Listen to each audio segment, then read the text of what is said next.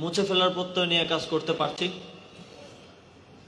শুরুতেই তাদের প্রতি, তাদের ত্যাগের প্রতি শ্রদ্ধা প্রদর্শন করছি।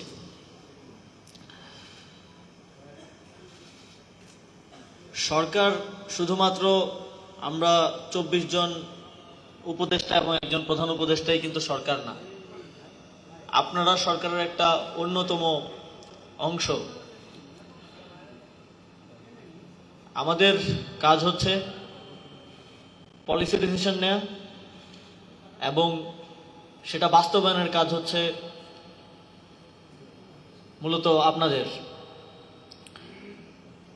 এবং বিগত সময়ে যে রাজনৈতিক সরকার ছিল, যে ফ্যাসিবাদী সরকার ছিল, তাদের পলিসি ডিসিশনগুলোই ছিল জনবিরোধী, গণতন্ত্র হত্যাকারী এবং মানুষের জীবন নেওয়ার মতো পলিসি ডিসিশন তারা দিয়েছেন। এবং প্রশাসনের মধ্যে থাকা তাদের দোসররা সেগুলো বাস্তবায়ন করেছে। এবং অনেক ক্ষেত্রে প্রশাসনের মধ্যে থাকা কিছু কিছু অফিসার যারা দলীয় নেতাদের থেকেও বেশি রাজনৈতিক ভাবে সেই দায়িত্বগুলো পালন করেছে। আমি বিগত সরকারের সময় প্রশাসনের অত্যন্ত গুরুত্বপূর্ণ পদে থাকা একজনের কিছু ইনফরমেশন পেয়েছিলাম। তো সেখানে তিনি বিভিন্ন জেলার এসপিদেরকে নির্দেশনা দিচ্ছেন হোয়াটসঅ্যাপে যে অমুক জায়গায় গুলি করতে হবে, ওইখানে গুলি করতে হবে। তার কিন্তু সেটা দায়িত্ব ছিল না। স্বরাষ্ট্র সচিব যে ছিলেন তার ভিডিও তো আমরা দেখেছি। তিনি তার পেরিফেরির মধ্যে এই অন্যায়গুলো করেছেন। কিন্তু আমি বলতে চাচ্ছি অন্যান্য যারা বিভিন্ন অন্যান্য সেক্টরে ছিলেন তারাও দলীয় নেতা কর্মীদের মতোই সরকারের বাহিনীগুলোকে নির্দেশনা দিয়েছেন গুলি করার জন্য, হত্যা করার জন্য। এই যে প্রফেশনালিজমের যেই অবক্ষয়টা ঘটেছে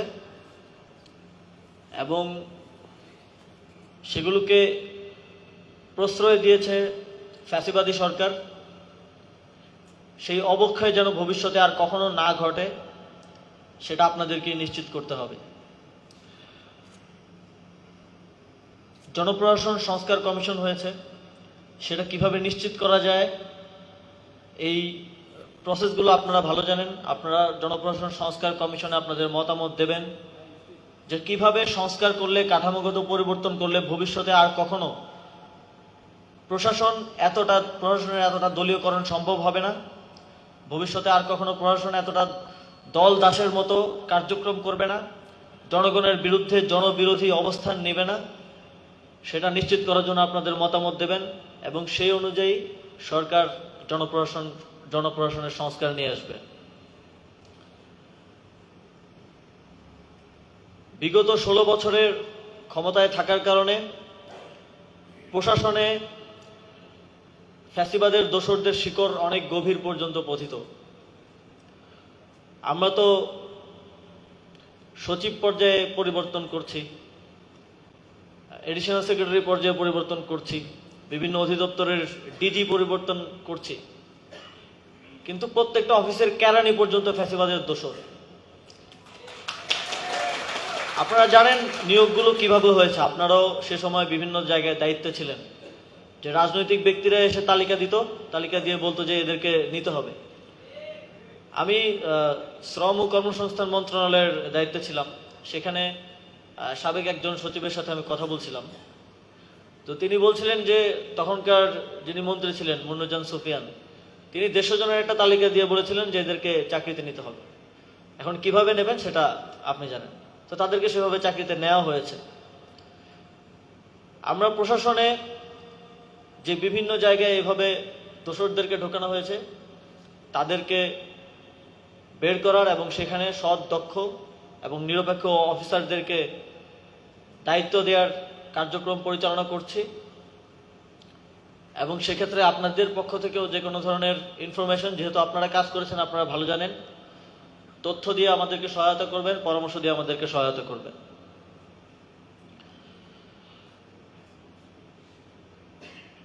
এই পরিবর্তনের সময়টাতে আমাদেরকে অবশ্যই এই গণ-অভ্যুত্থানে শহীদ এবং আহতরা যে কারণে ত্যাগ করেছে সেই আকাঙ্ক্ষা বাস্তবায়নের জন্য কাজ করতে হবে এবং সেই আকাঙ্ক্ষা বাস্তবায়নের দায়িত্বটা প্রশাসনিক কর্মকর্তাদের তথা আপনাদের। সেই দায়িত্বটা অবশ্যই সর্বোচ্চ নিষ্ঠা, সততা এবং নিরপেক্ষতার সাথে পালন করতে হবে। এই অভ্যুত্থানে যারা জীবন দিয়েছে তারা কেউ ক্ষমতার পালাবদলের জন্য জীবন দেয়নি। তারা জীবন দিয়েছে একটা দীর্ঘমেয়াদী পরিবর্তনের জন্য, একটা সুষ্ঠু রাষ্ট্র কাঠামো যেন আমরা গড়ে দিয়ে যেতে পারি, সুষ্ঠু সরকার ব্যবস্থা যেন আমরা গড়ে দিয়ে যেতে পারি, যাতে আর কখনো তাদের পরবর্তী প্রজন্মকে এভাবে জীবন না দিতে হয় সেই নিশ্চয়তা যাতে আমরা দিয়ে যেতে পারি, সেজন্য তারা জীবন দিয়েছে। এবং সেই নিশ্চয়তা বাস্তবায়নে আপনাদের গুরুত্বপূর্ণ ভূমিকা রাখার সুযোগ আছে এবং আপনারা সেই দায়িত্ব পালনের মাধ্যমে এই গণ অভ্যুত্থানের এই প্রজন্মের প্রকৃত অভিভাবক হিসেবে নিজেদের কার্যক্রমের মাধ্যমে এর পরিচয় দিবেন, এই প্রত্যাশা ব্যক্ত করছি। জনকল্যাণমূলক কোনো কাজের ক্ষেত্রে আমলাতান্ত্রিক জটিলতা দেখানো যাবে না। আমরা অনেক ধরনের উদ্যোগ নিচ্ছি, তবে উদ্যোগ নেওয়ার ক্ষেত্রে যেটা বাধা হিসেবে আসে সেটা হচ্ছে নানা ধরনের আমলাতান্ত্রিক জটিলতা, লালফিতার দৌরাত্ম্য। এক্ষেত্রে আপনাদের বড় ভূমিকা রাখার সুযোগ আছে। আমি দেখেছি যখন আমি প্রশাসনের কাউকে একটা কাজ করার জন্য নির্দেশনা দেই, তার যদি সেটাতে সদিচ্ছা থাকে সেই কাজটা অতি দ্রুত সময়ের মধ্যেই হয়ে যায়। কিন্তু যেই কাজে সদিচ্ছা থাকে না কিংবা তার ইচ্ছার অভিপ্রেত কাজ না হয়, সেটার ক্ষেত্রে এই নিয়ম ওই নিয়ম, এই বিভিন্ন কিছু দেখিয়ে সেটাকে আটকানোর একটা চেষ্টা করা হয়। এটা সম্পূর্ণ সদিচ্ছার বিষয়। আপনারা যদি সদিচ্ছা নিয়ে জনকল্যাণমূলক কাজ করতে চান আপনারা সেটা পারেন, আমরা দেখেছি, এবং আপনারা সেটা করবেন, এই প্রত্যাশা আপনাদের থেকে থাকবে। বাংলাদেশে একটা পলিটিক্যাল ডেমোগ্রাফির একটা বড় পরিবর্তন হয়ে গেছে। বাংলাদেশে একটা নতুন জনগোষ্ঠী দেশ গঠনের জন্য, রাষ্ট্র সংস্কারের জন্য, ফ্যাসিবাদী ব্যবস্থার বিলোপের জন্য জীবন দিয়েছে। তাদের পরিবার এবং যারা রাজপথে নেমে এসেছিল কোটি কোটি মানুষ, তারা এখন রাজনীতি সচেতন।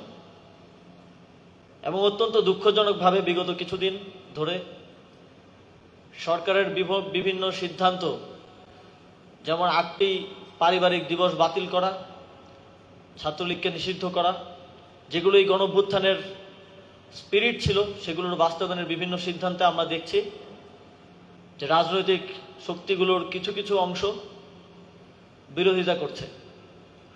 অর্থাৎ তারা তারুণ্যের এই যে স্পিরিটের জন্য তারা জীবন দিয়েছেন, সেটাকে ধারণ করতে ব্যর্থ হচ্ছে। একান্ত ব্যক্তিগতভাবে যখন এই বিষয়গুলো আমি দেখি, গণমাধ্যমে তাদের বিভিন্ন বক্তব্য শুনি, তখন আমার মনে হয়, এটা আমার ব্যক্তিগত চাওয়া, যে তারুণ্যের রাজনৈতিক শক্তি হিসেবে আবির্ভূত হওয়ার সময় হয়েছে। এবং এই গণঅভ্যুত্থানে যারা রাজপথে নেমে এসে জীবন দিয়েছে, তাদেরকে রাজনৈতিক শক্তি হিসেবে আবির্ভূত হতে হবে। কেননা তাদের যে রাজনৈতিক আকাঙ্ক্ষা থেকে এই জীবন দেয়া, এই আহত হওয়া, হাত হারানো, পা হারানো, চোখ হারানো, এই আকাঙ্ক্ষা দুঃখজনকভাবে কোনো রাজনৈতিক দল সম্পূর্ণরূপে ধারণ করতে ব্যর্থ হচ্ছে। এভাবে চলতে থাকলে আমি শঙ্কা করছি এই রক্তক্ষয়ী অভ্যুত্থান ব্যর্থতায় পর্যবসিত হবে।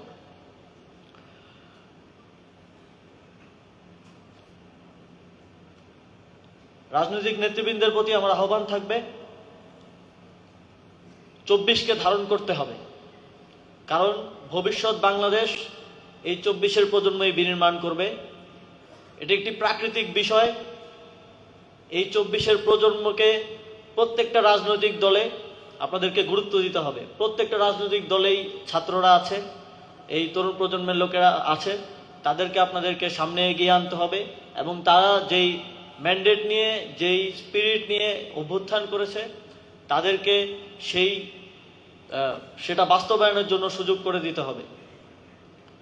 এবং সরকারের সংস্কার কার্যক্রমের সাথে অংশগ্রহণ করার জন্য সকলকে আহ্বান জানাই এবং এই জনকল্যাণমুখী একটি রাষ্ট্র গড়ার জন্য প্রশাসনের